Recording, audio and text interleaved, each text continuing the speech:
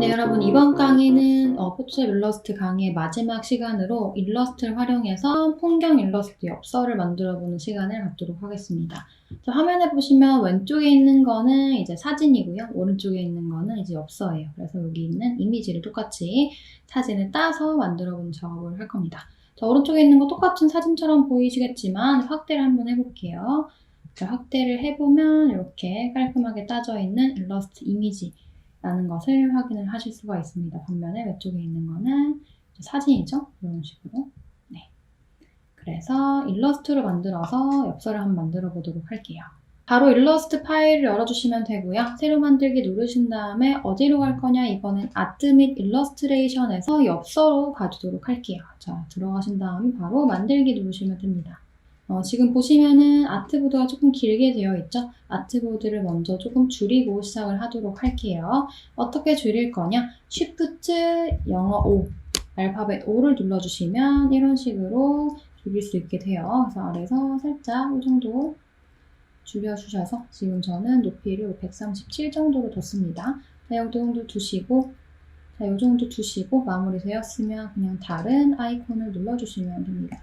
이렇게 캔버스 아트보드가 만들어졌고요. 자, 이 위에 사진을 불러오도록 할게요.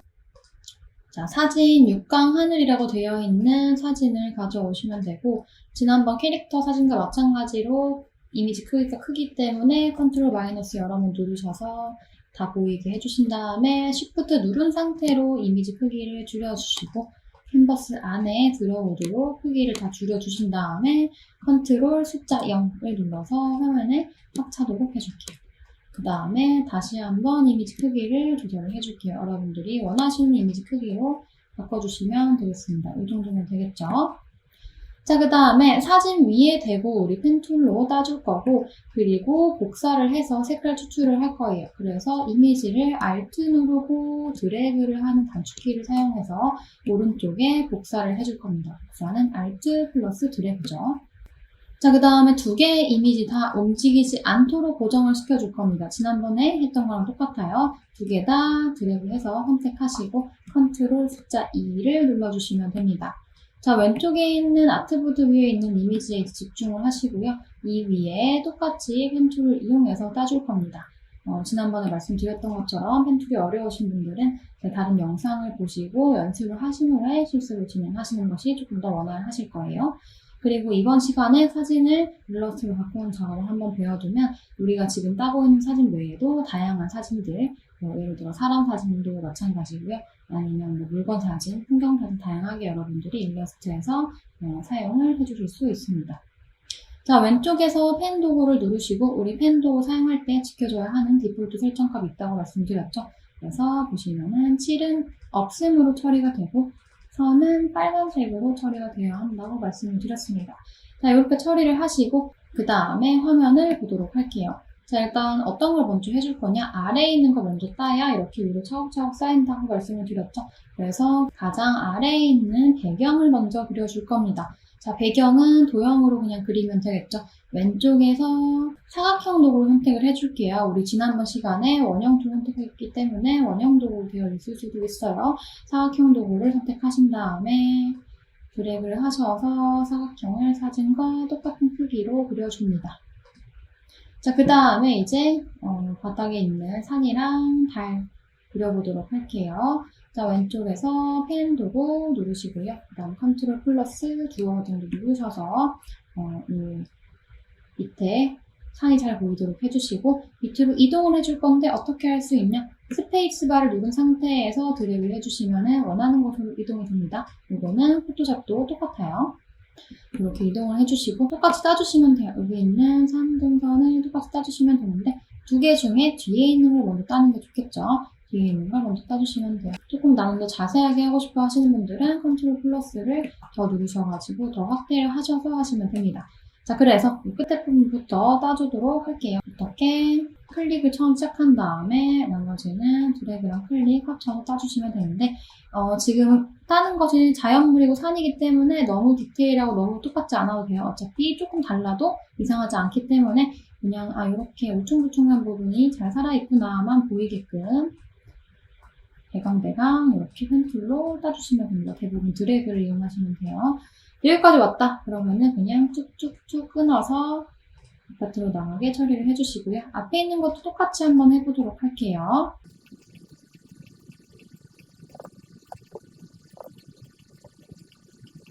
네, 이렇게 따시고 마찬가지로 툭툭 끊어서 바깥으로 나오게 해서 마무리를 지어줍니다.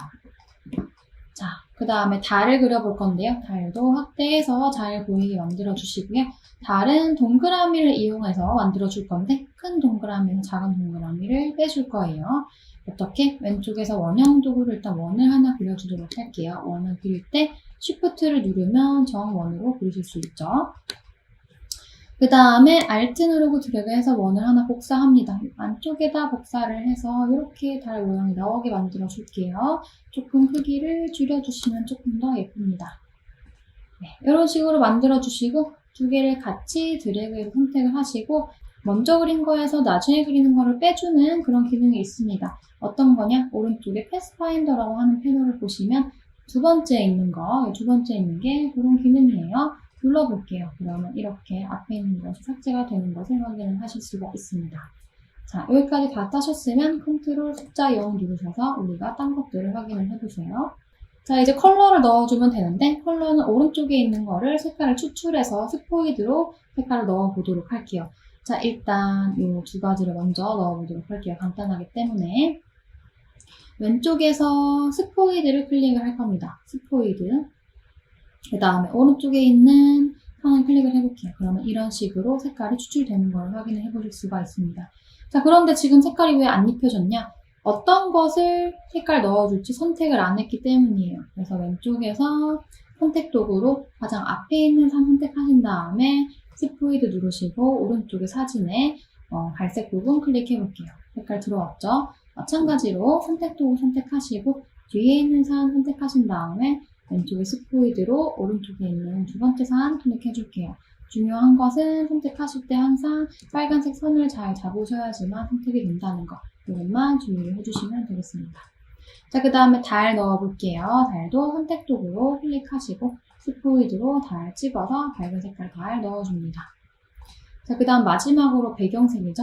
배경도 선택 도구로 클릭하시고 일단 첫 번째로 가운데 있는 파란색으로 채워주도록 할게요. 그런데 너무 밋밋하죠? 오른쪽이랑 똑같이 그라데이션으로 넣어보도록 할게요. 자, 그라데이션은 어떻게 사용을 할 수 있냐? 오른쪽에 우리가 열어놨던 그라디언트라고 하는 패널을 사용을 할 겁니다.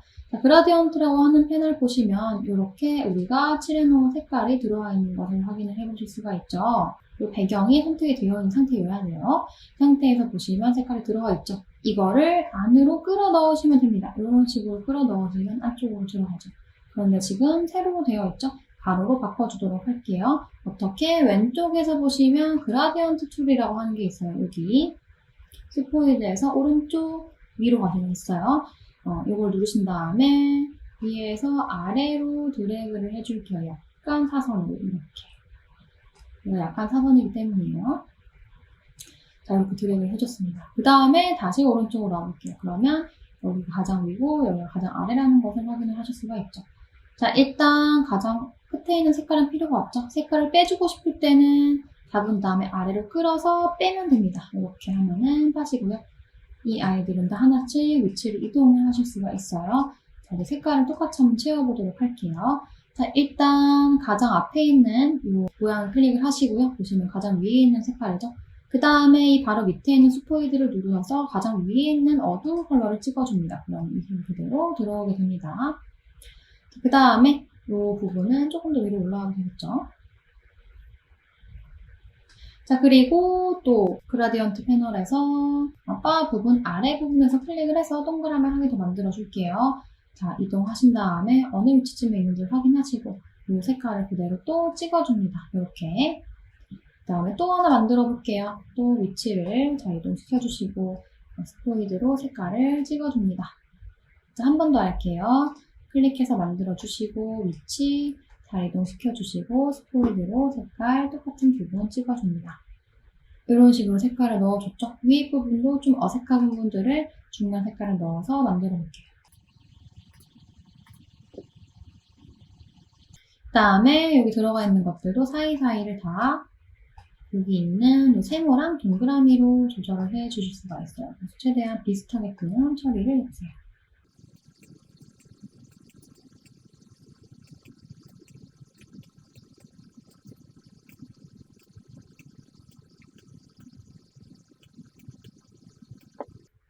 네, 이런 식으로 그라데이션을 넣으면 어느 정도 비슷해졌죠? 네, 이렇게 색깔을 넣어주시면 됩니다. 자, 마지막으로 별만 조금 넣어줄게요. 다시 선택 도구 누르시고 배경 클릭해서 선택 해제 해주시고 별은 원형 도구로 그려주시면 돼요. 원형 도구로 어떻게 그리냐? 왼쪽에서 원형 도구 클릭하신 다음에 색깔을 흰색으로 넣어주시고 그리고 컨트롤 플러스로 확대를 하신 다음에 원을 아주 작게 그려주시면 돼요. 그 다음에 이것들을 원하는 부분들에다가 조금 더 줄이고 싶을 때는 더 확대를 하셔가지고 이제 줄여주시면 되고 이것들을 원하는 위치에다가 이렇게 Alt 누르고 드래그로 복사를 해주시면 됩니다. 부분 원하는 위치에다가 복사를 해주세요. 작아서 잘 안 잡힐 수는 있는데 조금 세심하게 처리해가지고 해주시면 됩니다. 조금 더 작게 하고 싶다 그러면 또 확대를 하셔가지고 복사하고 더 작은 별도 그려주시면 돼요. 이전에 잡았던 별 같은 경우에는 크기 조절 창이 나오기 때문에 그 바로 직전에 그렸던 별들을 Alt 누르고 드래그 하셔서 복사해주시는 것이 조금 더 수월하실 거예요.